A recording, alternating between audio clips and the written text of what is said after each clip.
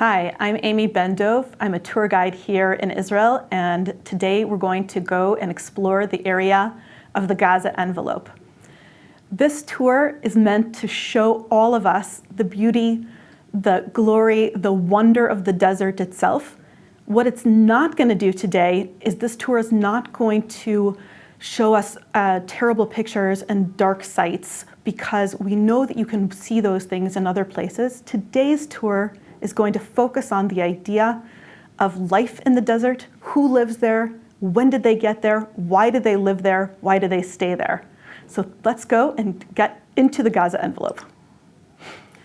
In another area, we refer to this place as the Western Negev. The Western Negev is one name, and I'm going to explain what the idea behind the words Western Negev are and the word otef. Otef is the Hebrew word for envelope, and it refers to the envelope around the area of the Gaza Strip. Don't worry, we're going to look at maps to understand where these places are. Wisdom goes with south. It is written, "Whoever seeks wisdom, south shall he go." I love this quote, and it reminds us to head south into the desert, into Israel's southern landscapes, to get a little bit of wisdom and understand better about the community that lives in that area. One of the things I think is most surprising when we visit the area of the Western Negev is this enormous amount of beauty. That's something that we see all the time, the desert blooming right in front of our eyes. It's one of the things that from the biblical period and until today has become part of our tradition, a reminder of how we have planted beautiful flowers, fruits, vegetables, and they are part of our community. But we also want to talk about who lives in the desert. And that will also be part of our story today, what kinds of communities and where they are. Ben-Gurion reminds us that creativity and pioneering are going to be the reason that we shall prevail. So let's begin with the where, the when, the who's, and the whys. First of all, this is a map of the land of Israel, just to remind us where we're going to be. So I'm going to point out that the Mediterranean Sea is here on the western side, and of course we have this specific area. So as we move to this next section, I've highlighted in red the area which is known as the Negev. The Negev is Israel's south. The Negev comes from the root of the word nun gimel bet, which actually means dry. And it's also another reference to south. And it's a biblical reference that we continue to use until today. Historically, in the Bible, the term Negev is somewhat interchangeable with the term south. And it also is synonymous with going south all the time. So this is the area of the Negev in its entirety, all of this red. But we're going to focus just on this western part of the Negev. This upper blue section is the Mediterranean Sea, and we can already begin to see the borders of what we refer to as the Gaza Strip. The Gaza Strip covers an area of about 365 square kilometers. In miles, that's about 141 square miles. It's really narrow and somewhat long, and it's bordered on the south with Egypt. So this border down here below between the red and the lighter gray is the border with Egypt. And of course, the Mediterranean Sea in blue, the Western Negev, and heading up north towards Israel. So when we look at this, it's about 41 kilometers long from top to bottom. 41 kilometers is about 25 miles, more or less. And it ranges in its width between about 6 and 12 kilometers. And in miles, that's about 3.5 to about 7.5 miles. But today we're going to head forward and look specifically at what we refer to as the Otef, the section that's specifically all around the area of the borders of the Gaza Strip, a small but densely populated area. So a word on the Gaza Strip itself. The Gaza Strip today is home to more than 2 million residents. But those residents, of course, are not Jewish residents. This is an area that is mostly Palestinian within the context of the Gaza Strip. And part of our journey today, we're going to understand where and when some of these borders get defined and how that will impact the history going forward. So let's focus for a moment. I've moved to a bigger map in a lot of ways to be able to highlight modern Israel and show you a little bit of where the cities are and look in the spaces that are around. So you can see that it says Gaza, and we're starting to see the modern day border line here that marks the delineation between the area of the Gaza Strip and what we refer to as the Gaza Envelope, also known as the Otef, and we've included a section of the area of the Western Negev. So understanding that, we're going to highlight, first of all, going from north to south.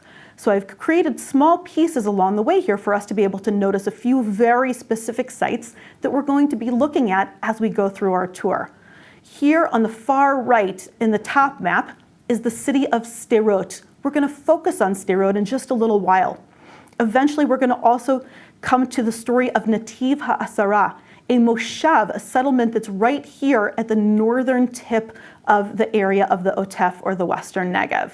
We're going to be going farther south. Here we notice Be'eri. We're also going to be visit here in the southern section, Alumim. These are all sites that we're going to be visiting here today.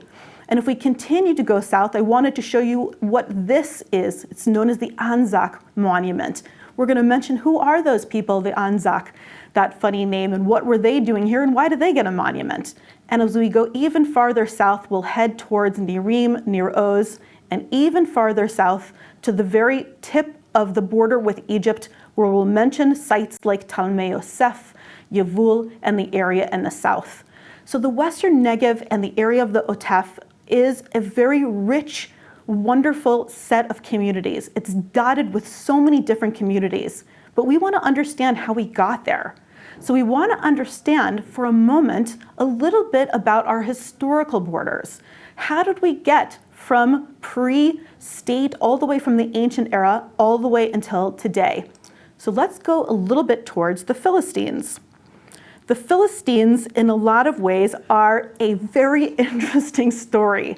In the ancient world, the Philistines have got 5 cities that are mentioned in the Bible. The 5 cities in Gaza, Ashdod, Ashkelon, Gat, and Ekron are actually mentioned in the book of Joshua. The Philistines, one of the Jewish people's ancient enemies, settled in this region, and you can see the dotted places as they are right next to the Mediterranean Sea. These cities were known for their fortifications, and the Philistines need to be near to the sea to be able to continue their work in the region and for their attempts to try to create more and more territory for themselves. But if we go from the Philistines, we also want to understand the Jewish context of the ancient world. So let's go ahead and take a look at the map of the tribes of Israel from about the 12th century BCE, before the Common Era. It's wonderful to recognize all of the tribes of Israel, of course, spread across the landscape of the ancient biblical lands. But now we want to focus on our area, which is noted in the map as Philista, the area that's very close to what today we refer to as the Gaza Strip. And the Western Negev included lands at this period that were under the control of the tribe of Judah and other lands under the tribe of Simeon or Shimon. Judah, of course, a tribe well known in our Jewish history and well known in our Jewish tradition as being the place where King David was born himself. And so although we are not focusing on King David's story today, we do want to recognize and remember that our biblical story interconnects and interlocks with the story of the Otef of this community. We often think of it as a modern story, a modern issue of who lives there and why do they live there. But looking backwards, we can see that this is one of the reasons that people were in this area. And going back into the book of Isaiah, we even remember that all the way as far back as Isaiah, that we have this idea that we want to be glad as the parched land and the desert wilderness blooms. Just like Ben-Gurion will eventually remind us, we are always looking for that idea of hope, that idea of rejoicing, and that idea of the desert blooming. So who crossed this area? How do people actually arrive here in terms of this area? So one of the ancient routes that I wanted to mention was the Nabatean spice route. The Nabateans, an ancient people whose home was actually in Petra. I'm going to highlight Petra by moving the mouse around it here. It's in the upper left corner of the map. This is where Petra is. Petra is in modern-day Jordan. And the spice route allowed the Nabateans to move their materials in between the area of the Mediterranean Sea down into Egypt and across the entire region. Because of these ancient trails trying to move these spices and these products, frankincense, myrrh, other products from the ancient world, then we have sort of way stations that come up along the way, and among others that are noted in the Nabatean Spice Trail are in fact the city itself of Gaza, which is inside the Gaza Strip. So as we go forward, we want to understand additional ways along this path, this ancient pathway. For centuries, the Negev has been a vital crossroads. This is known as the Via Maris. The Via Maris is this darker black lines that are spreading off. It is the way of the sea. This ancient pathway allowed people to move in this area, and the Otef, or the area around the Gaza Strip, became rich with communities, way stations, and people moving through this from north to south, from east to west. We always understand the land of Israel as being part of a crossroads in the world. If we go north from the land of Israel, we head all the way through this area and we eventually end up into Europe. If we go east, we will go through what we now call the Middle East and end up in Asia. And if we go south, we go through the desert landscape and into Africa. So the land of Israel sits as this ancient crossroads among all of these continents, reminding of us its importance in the region. And none less than the area around the Otef served as one of these way stations along the way in this section. But from the ancient world, we actually want to get into the modern world. Who lives there now? So in order to make that jump, we're actually going to jump all the way till 1917. We're going to jump thousands of years into more of our modern history to understand how it is that people started living in this area. You are looking at a picture of what is called the Anzac Memorial. The Anzac are the Australian and New Zealand Army Corps. That's what the words ANZAC stands for. Who were these people? What were they doing in 1917? The Australian and New Zealand Army Corps were helping to fight with the British to be able to break up the Ottoman Empire at this period of time. This is the very end of the Ottoman Empire's hold on this entire region, and we're moving towards the end of World War I. As this is happening, then the Anzac were involved in several battles within what we call today the Gaza Strip. And eventually, they're going to move on to a decisive battle that's going to actually change the course of history in a lot of ways, which is in a battle in Beersheba. The battle in Beersheba eventually will focus and allow the British to be able to control the region, finally breaking off the Ottomans' hold on the region and ensuring that the British are able to move forward. And eventually, they're going to continue their march because of this battle all the way to Jerusalem. Because of this, what we're going to understand is that the Anzac were crucial in getting a foothold into this part of history, because the British will eventually take over not long after this. When we give way next, the 1917 moves towards 1920, when eventually the League of Nations is going to give the British a mandate on the land referred to as Palestine. Palestine hearkening back to the ancient name of the Philistines and reminding us of the changing names of the land of Israel. But why is this connected to us in the area of the landscape of the desert and of the area of the Western Negev? This is because the presence of the British in all of this land will mean during this very crucial period of growth and economics and change that immigration will begin into this area and people will start to settle all around this land as modern day growth comes to this area. That's going to jump us forward all the way till 1937. The British mandate is still in effect at this period, and this is a suggestion from a Lord Peel that was the first indication of how this land may eventually come to be divided. Why did the land need to be divided at all? Lord Peel was reacting to the enormous amount of contention between the various peoples who had been living in this land up until that point.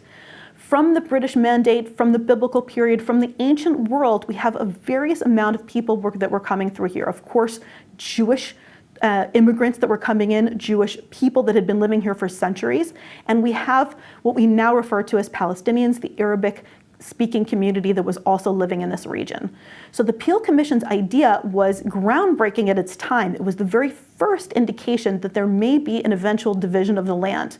Now, this never came to pass.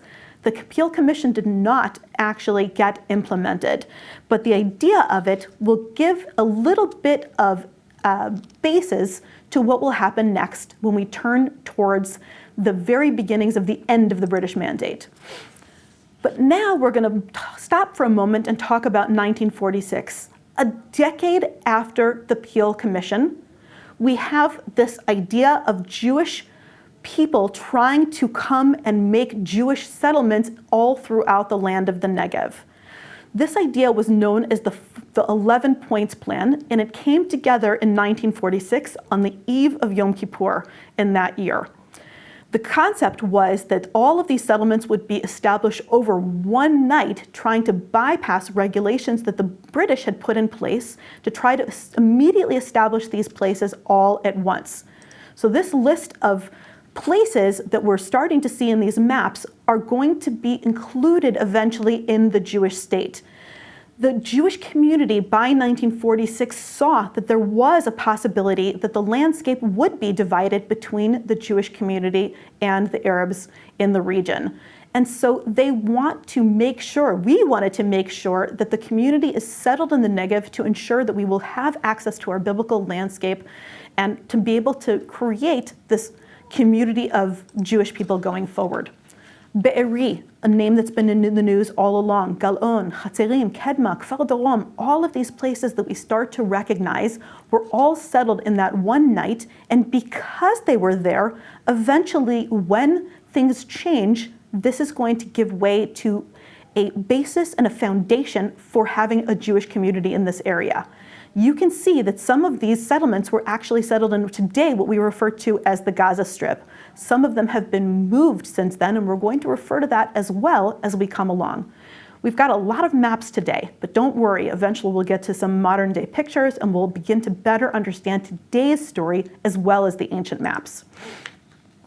The Partition Plan, November 29th of 1947, was voted upon, and this was a plan that made it all the way to the UN. But what was this plan really all about? The idea was, in this plan again, that the UN sent a commission during the summer of 1947 to be able to check the landscape and see who lives where. And based on those facts on the ground, then we have the UN creating a division in the country to be able to decide who is going to eventually control what. Now again, this plan doesn't ever get actually implemented, but it does make it to the UN. Now a few things to note. Our section that we've been referring to is this pink section down below, as well as an additional section that's on the area here. Now we had just talked about the fact that a lot of our Jewish community was in this kind of yellow area, and that does get assigned to the Jewish state. So the pink on the bottom left is the area of the Gaza Strip, and then we have the Negev desert that's all around it. We have Jerusalem over here in the center, Jerusalem over here in the center, also in yellow. The partition plan's idea was that, again, where Jewish people were, then we would have a Jewish state. But Jerusalem specifically was meant to be an international city with multiple nations that were meant to rule it. Now, because of the fact that the UN Commission had come during that summer and looked at the Negev desert, that's the reason that all of this extra land is eventually assigned, if you will, to the idea of the Jewish state. There's an old anecdote. It's not verified. Who knows if it's really true, but I love the story for what it represents. The story goes that the UN sent their commission to the Negev desert, and they found that the desert was blooming. But the myth says that the residents in the Negev and in the area of the Otef did not have enough time to actually make things grow, so they just kind of laid flowers on the ground and laid all sorts of agriculture on the ground. And when the UN Commission saw that, they didn't try to see if it was actually growing. And so it's one of those funny stories that we don't really know if it's true. But why is it important to tell this story or even remember this story? It's a reminder of just how important the Jewish community sees this area as being to the future of the Jewish people. Now, eventually, this plan, as I said, was voted upon, but it is not the actual borders of the land of Israel. What we're going to see is that in the next section, we're going to jump to the end of what is known as the War of Independence. So what do Israel's borders look like when armistice is finally called in 1949? By 1949, the dark blue are the borders of the land of Israel. Okay, so we see that Egypt is down south of us, and this same section of the Gaza Strip that we've been talking about is actually under the control of the Egyptians. Of course, this is the section under what we now refer to as the West Bank. It was under the control of the Jordanians. But our focus is going to remain here. And to notice that, of course, again, that this section was part of Egyptian sovereignty, and Jewish sovereignty led right around it. And that was the very beginnings in many ways of the concept of the Otef and these Jewish communities that surround this section. But things don't stay static. They never do around here. So we're going to look at another map. I know, more maps. We're going to look at the 1967 map. This is the end of the 1967 war, the Six-Day War. In those 6 days, Israel more or less tripled its land size, and now we see that Israel is actually now part of the Sinai Peninsula as part of Israel, and the Gaza Strip as part of Israel, the West Bank, the Golan Heights. But we will remain with our focus around the Gaza Strip. Because of that idea that the Jewish community is now have access to the Gaza Strip, we want to make sure that our borders remain safe. And so more and more Jewish communities start to be settled there inside the area of the Gaza Strip. It's always going to be a test of the Zionist enterprise, this idea of the Negev. And this is a quote from Yitzhak Rabin that reminds us that the future of Israel will depend in many ways on the residents of the Otef of the Western Negev. So let's jump again forward to 1973, understanding that things are just about to change in this region. The borders haven't changed very much from what we just saw in 1967, and they'll remain this way more or less until 1982. By the end of the 1970s, and the peace treaty with Egypt is going to mean a change in the landscape. What does that look like? You can see in this next part that now the Sinai Peninsula has gone back under Egyptian control, but that section that we refer to as the Gaza Strip is still under Israeli control. And so here we start to understand what this means to be able to have two different communities living in this area, Palestinians and Jewish communities that are side by side throughout this region. We're going to fast forward from the 1980s all the way till 2005 so we can understand just for a moment about the idea that eventually there is going to be changes in our political story which will pull Jewish sovereignty out, the Israeli sovereignty out of the Gaza Strip, and we will come out of that area. And there will then be more or less a border between the area of the Gaza Strip and the rest of Israel. So I sort of put an arrow looking to that so you can be able to see it. Golda Meir, she's always noted that the Negev has to be an area of strength for Israel and not an area of weakness. And so what is that idea of this area of strength? What has happened since 2005 and what is going on until today? So finally, pictures. Looking at and understanding the idea of different people, different towns, different villages, different kibbutzim. And we're going to begin with Sderot. Sderot, sometimes known as the city of music, and its transition from a transit camp to an eventually a thriving modern-day city. In a lot of ways, Sderot perfectly encapsulates the whole story of the Western Negev. It was initially founded in 1951, and it's going to move over its history and over the decades to become a symbol in a lot of ways of resilience. So how did it begin in 1951? It was what was known as a ma'abara. A ma'abara is a transit or was a transit camp. This particular one, which will eventually become known as Sderot, began its world as Gabim Dorot. Gabim Dorot means the roofs of the generations or the shelter for the generations. The idea of transit camps was that there were so many immigrants to the land of Israel in this period of time right after the War of Independence that the state of Israel wasn't yet keeping up with the demand for housing. And so these transit camps were meant to be temporary spaces, and from there people would be able to move into more permanent settlements.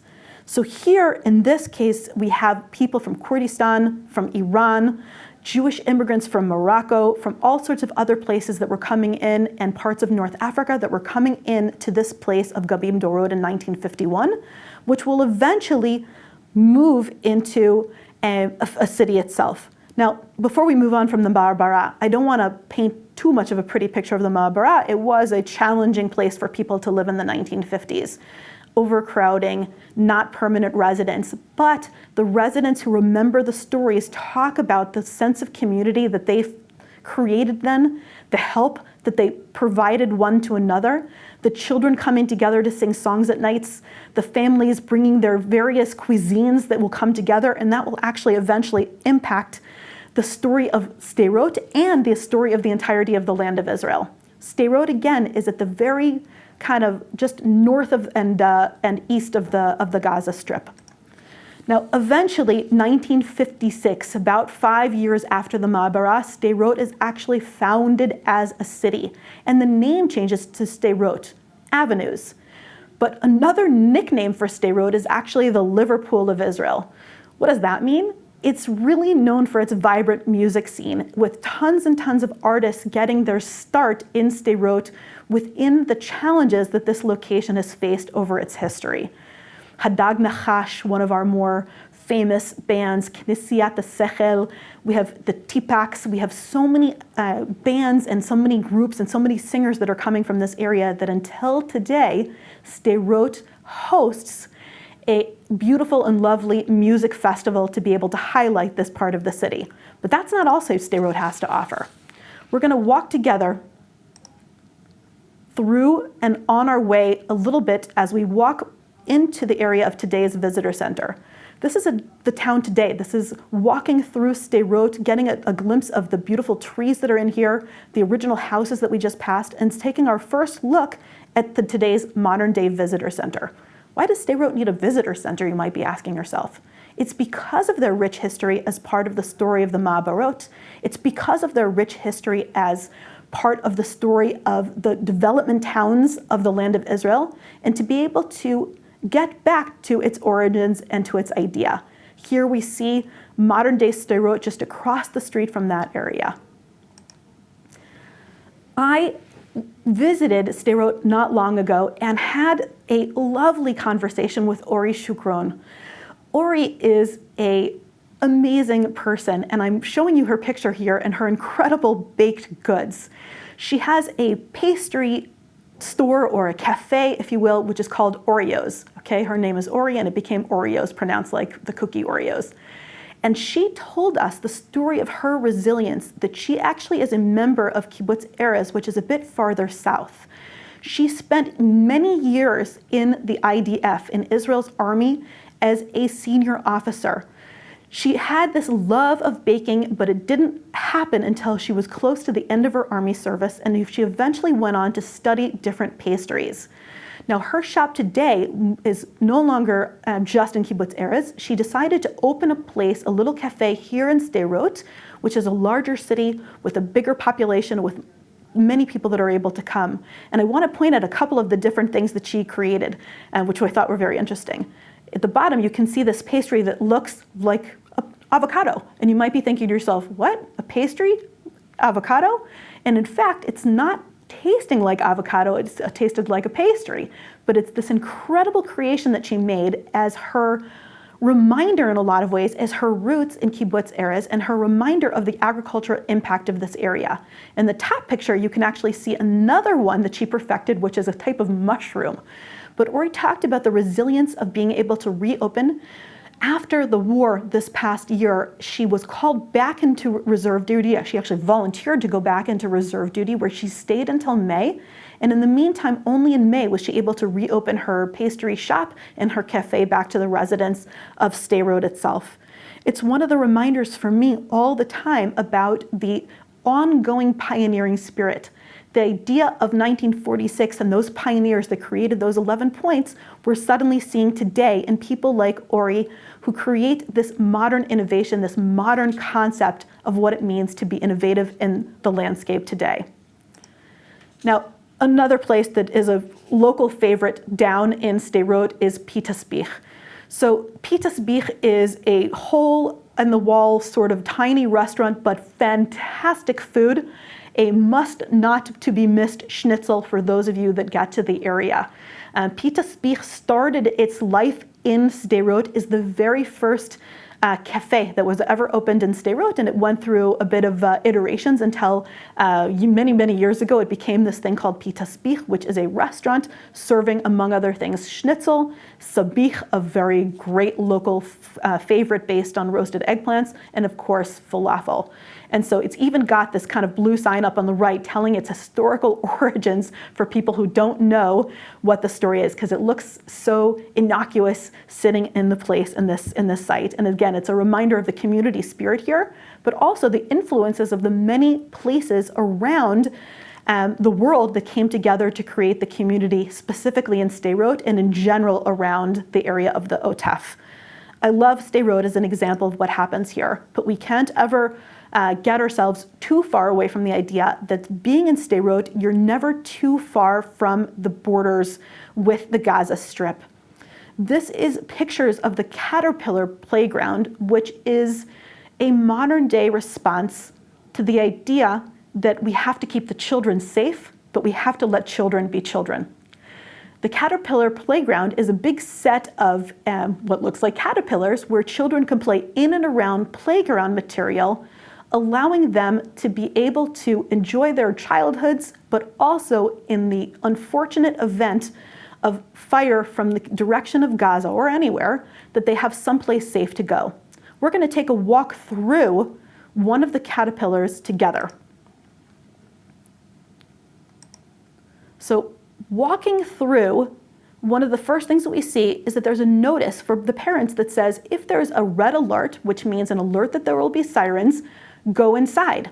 We've marked on the floor there little lines to make sure that you can see how far inside the caterpillar you need to go. This is just part of the reality of Sderot and has been part of the reality of Sderot for decades at this point. And walking through here, it's a fun little place to hang out for the kids, but as I said, it first and foremost, in a lot of ways, makes sure that the children have the option to be in the playground while also being able to get to safety. So you can see walking out towards another of the caterpillars on the outside and the playground equipment that surrounded it on the outsides. It is, in many ways, the impact of having these spaces on the community means that Sderot puts its future in the hands of its children and needs to make sure that the children, in fact, actually stay safe.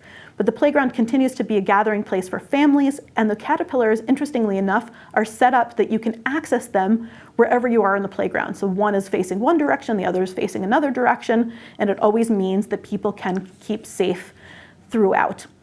We've moved into the idea of resilience. Sderot exemplifies resilience, and they are, in many ways, this entire city is still dealing with everything that's happened since the war began in October of 2023. These murals were painted over the course of the last year and are showing us a reminder of the resilience, the grit of the community itself to be able to handle the many challenges it's faced. The mural on the right shows us the lions protecting the Jewish community that are there. And we have the idea of Sderot with all of its indications of the people that live here and the types of people that were willing to protect the city and continue to be willing to protect the city. On the left-hand side is a mural that reminds us of the Israeli flag. It has the flag of the police station that's right next to where the police station used to be in Sderot. But it also shows us that there is a Torah scroll standing on top of a mural of this police station with the letters of the Hebrew language coming out of it. That Sderot still sees itself in many ways as an inspiration to all of us in the land of Israel and all of us in the Jewish community about moving past and through and continuing to show the grit needed to move past tragedy. Sderot, to kind of wrap up our idea of Sderot before we moved on to other types of places, is an incredibly vibrant town. It has more than 33,000 residents and growing. One of the community leaders told us anecdotally that more than 1,000 apartments have been sold in Sderot only in this last year alone. In addition to that, Sderot houses the Sapir College. It reminds us that Sderot, although it started off its history as a transit camp, today is, again, this concept of innovation, new ideas, moving forward, and a vibrant town with such a fantastically, wonderfully warm community. Wherever you stop, wherever you look, whoever you speak to, people want to tell you their story. They want to tell you why they live in Sderot, why they stay in Sderot, because they love it so much. Shimon Peres will talk to us about the pioneering spirit, and they certainly embody that. I want to move to another type of settlement from a city in Sderot. I want to give us an example of a kibbutz, a close-knit community, in this particular case, kibbutz Alumim. Kibbutz Alumim is a little bit farther south than Sderot, a little bit farther south, heading us into the area of the Otef. It was actually founded in 1966 by several groups of immigrants that came in to be able to settle this part of the land, especially immigrants from the story of Bnei Akiva, one of the youth movements in the region. By now, they have about 400 plus residents that are living there, about just less than 100 families that were living in Kibbutz Alumim up until the war. Things have a little bit changed, but for the most part, most people are still there in Alumim. And the community, in many ways, embodies what does it mean to be part of a kibbutz. What is a kibbutz? A kibbutz is a communal settlement that was initially established to create a community environment that supported every member. Every member should put in according to their abilities and to their efforts, and every member would be able to get out of the kibbutz the things that they needed to be able to thrive. But we're going to see a little bit more, and we're going to hear from a resident of this kibbutz.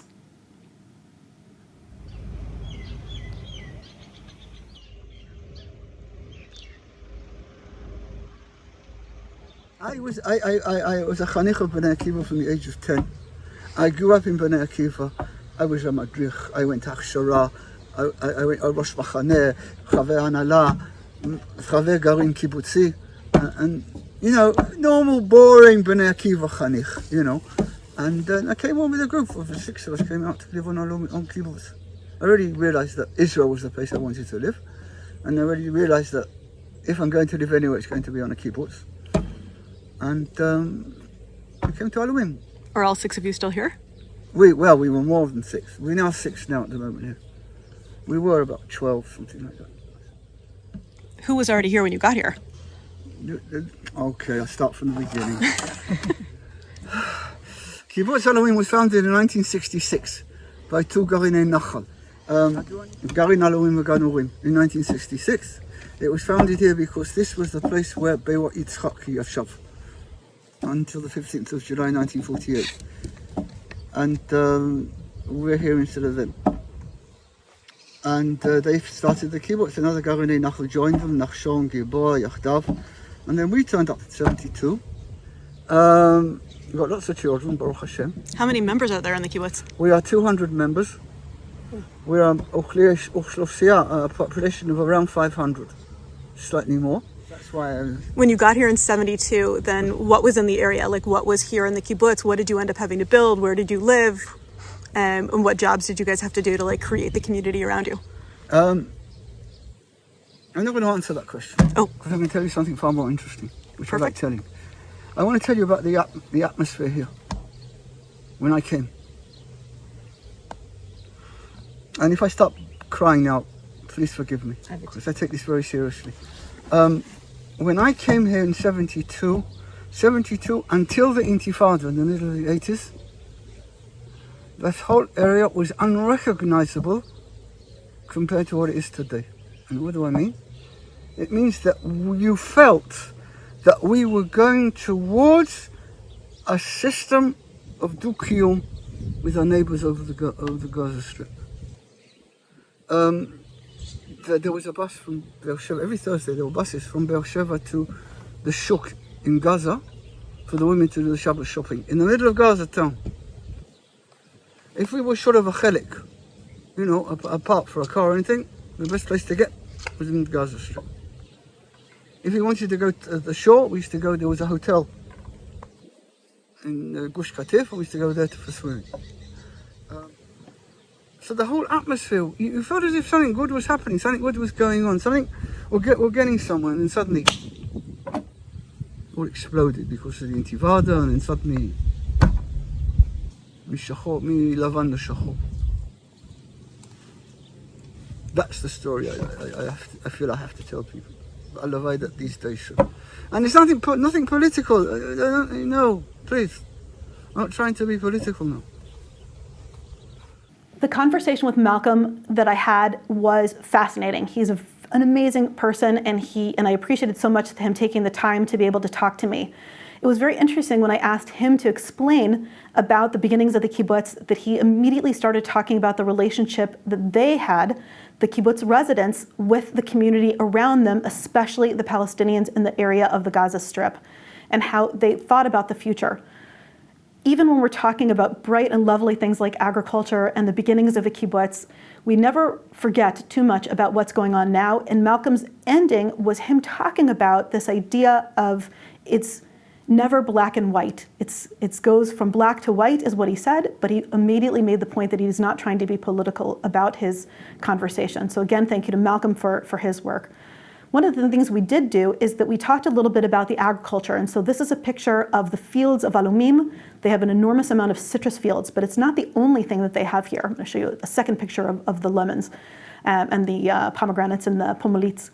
All of these citrus fruits that they are picking around here are in addition to the enormous amount of agriculture that they're doing. Alumim is using the drip irrigation technology that was pioneered by Israel in the first place to be able to grow all of its crops.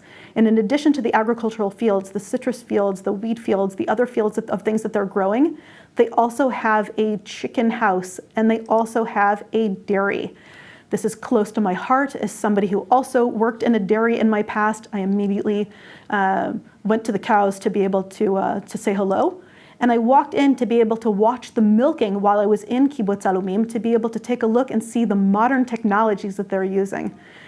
Milk is actually a significant amount of the production around the area of the Gaza Envelope, and many of the communities that are dotted around also have milking dairies and the technology that's used to be able to quickly and efficiently be able to get to the milk in the area.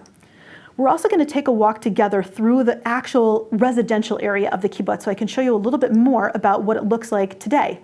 So again, this is modern day Kibbutz Alumim. They were very lucky that we're not going to see any pictures of destruction here. This is a vibrant community that was not destroyed. And you're starting to see the lush landscapes and the idea that the kibbutz residents, how much weight they place on making sure that their living spaces are beautiful, lovely, and this is again in the middle of the desert, while never forgetting, even as we walk past it, that there are small safety shelters from types of things like missiles, is what we just saw. Continuing forward, I walked past children's houses and I walked past community members, and each of these people are representing the idea that the kibbutz is not just a place to live, it's a way of life. This is just a little bit of the outside of the children's houses here. The children's houses, children don't live there. This is just sort of their daycare during the day of different age groups. One of the things about this kibbutz is that it's actually going through a various amount of processes about how much is still communal, how much is different from everybody else.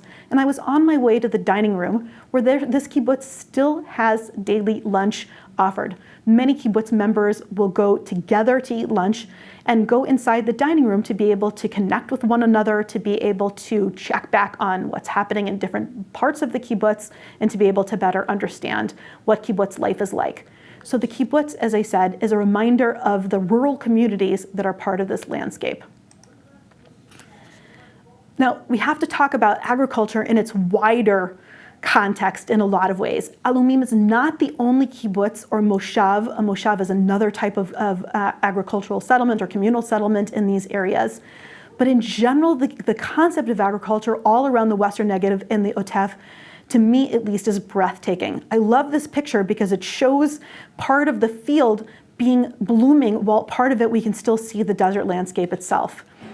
These are pictures that we've taken over time in the work that has been going on over the last year in helping the farmers to be able to do everything that they're doing. There's advanced technologies, including the irrigation that I talked about, the drip irrigation that Israel's been such an incredible pioneer for, but hothouses to grow flowers, to be able to have greenhouses, to be able to create all these ideas of all of this fruit and vegetables that are going towards feeding. One estimate gives us about 70% of Israel's fruit and vegetables come from this area. And so here are pictures that I've taken over the last year or so of various places that I visited and the kinds of things that people are growing in places like Shokedah or Shuva. These are flowers from a festival known as the Southern Red, the Roma Dorum, all sorts of places along the way that helped to remind us of the beauty of the agriculture and what it means for the landscape of Israel. Both the beauty of the landscape of Israel and the actual farms are providing foods for all of us all around this space. As I said, somewhere between 70 and 75% of Israel's veggies are coming from this area, about 20% of Israel's fruit from this region, and something in the neighborhood of 6% of the milk comes from this neighborhood. That's a lot to be contributing towards Israel's supermarkets and to our homes, to our refrigerators, towards everywhere we find food. I want to mention Leket Israel. I've had the privilege of working with Leket on and off over the last year, bringing groups of volunteers down to the desert and down specifically to the area of Otef. So first of all, thank you to Leket for sending us these pictures. But also, I want to explain what it is that they do and why that's connected to the agriculture. Until the war last year, until October 7th, Leket's main role was to do what is known as gleaning. Leket means gleaning. It comes from our Jewish biblical tradition of taking leftovers from fields and from agriculture to be able to give to the needy, those who need to be able to be fed. And so in 2023 alone, Leket provided something like 2 million hot meals and just thousands and thousands of help in terms of agriculture. But since October 7th, Leket was able to pivot and has been sending down volunteers, not just to glean that which was left over, but rather to specifically support the farmers and the farms that are dotted around the country. In the area of the Western Negev, the Gaza Envelope, the Otef, so many towns and villages that I've visited to be able to go and help to pick the various fruits or to be able to prepare fields allows us to be able to continue the work that they're doing.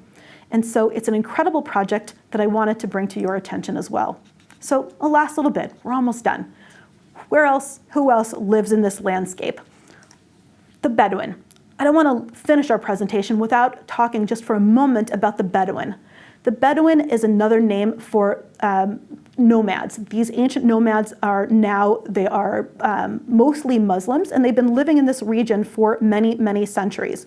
For the most part, the Bedouin were nomadic and were living out and about, crossing the desert landscape, but eventually cities were established by Israel for Bedouin to live in, including places like Rahat.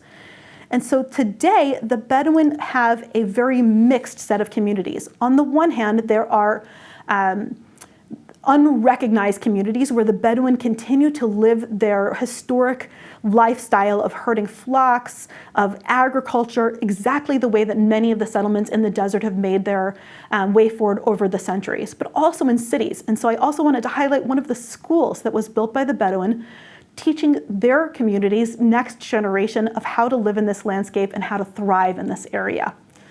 But we can't go anywhere else without mentioning some of the other Jewish settlements in this region. Talmei Yosef, which is famous for its salad trail, where people can come and see the incredible work that's being innovated in agricultural technologies and walk through and taste various things.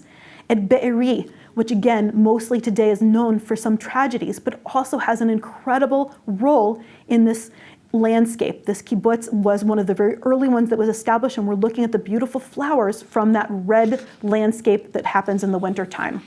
Netivot, another example of a city, a development town like Sderot. Netivot has had its own history of making innovations, of creating community, of moving things forward. Nachal Oz, another kibbutz, another reminder of what it means to create vibrant communities, each community with its outlook, each community with its different ideologies, but together they make up an incredible landscape. Kfar Aza, yet another kibbutz right on the border, creating palm trees, landscapes that always inspire us. I want to focus for just a moment on Netiva Asara. Netiva Asara is a moshav just north of the Gaza Strip, still in what we refer to as the Otef, the Gaza Envelope. Netiva Asara, the Path of the Ten, is a moshav that, among other things, is home to a project known as the Path to Peace. Started by a woman who is a resident there, Tzameret Zamir. She created on the border wall that's between the moshav and the Gaza Strip a set of mosaic stones that remind us of the idea of peace. Here it is coming a little bit closer, but I want to highlight the actual stones. Visitors from around the world have come to Netiva Asara for decades at this point, since Tzameret has started this project, making these stones and adding them into the mosaic so that it creates this larger picture, this beautiful picture, this reminder that hopefully we will be able to find a pathway towards peace. I've added these pictures that are not from the land of Israel. I spent some time at a Jewish summer camp in the United States this year, and I was privileged to work together with some children from Netiva Asara, the moshav that we just visited. They were taking a break from Israel, charging their batteries, spending some time, and telling us their stories. And one of the amazing things to me as we walk through the beautiful landscape of what you're looking at in the US right now is a reminder that those children are there and they're on their way back to Netiva Asara, recreating the community that had so many challenges over the last year, and that they in many ways are the beacon of hope for Netiva Asara, and they are a reminder of the children of all of the communities that we're hoping for better futures. Most recently, people have started coming back. This year since the war has started has created a lot of evacuees. The evacuees are starting to come back. On the left-hand side is a zoomed out picture, but you can see somebody's legs if you look in, and I've made it a bit bigger on the right-hand side. I don't know if you can see those little legs. You're going to have to look a bit closely. But those legs that you're looking at belong to a member of this particular community that had been evacuated. Interestingly, the picture was taken by a friend and a neighbor who was amazed that the person who came out, this man who came to return to his community, the first thing he did upon getting out of his car and coming back to his community was to go and make sure that his plants and his landscape and his vegetables and all of the things that he was growing were still in good condition. It's a reminder of the impact that the residents have had on this community, of the entire community around the idea of the Otef. It's a reminder that what they place in agriculture comes out in so many other ways, and the idea of bonding, of community, of innovation, of this resilience of being able to build. This is a sign that says welcome, and of course the yellow flags are reminding us that this is not yet over for this community around the Otef, that they're still waiting for hostages to be returned home again. And as we finish up in the last piece, I want to say one last word of conclusion. These communities have turned their adversity into an opportunity, creating safe, joyful spaces for themselves, for their children. It's much more than geographical locations, this part of the Western Negev and the Otef. They're symbols of what people can achieve when they put their minds to it. In the words of an old proverb, hope is the companion of power and mother of success. For whoso hopes strongly has within them the gift of miracles. This is a community that continues to hope, and they're living proof of this truth, that their story is a testament to their power and the power of hope, community, and resilience. I appreciate you joining this journey. I know that you have so many questions about the Gaza envelope, and hopefully this answered some of them. Thank you so much.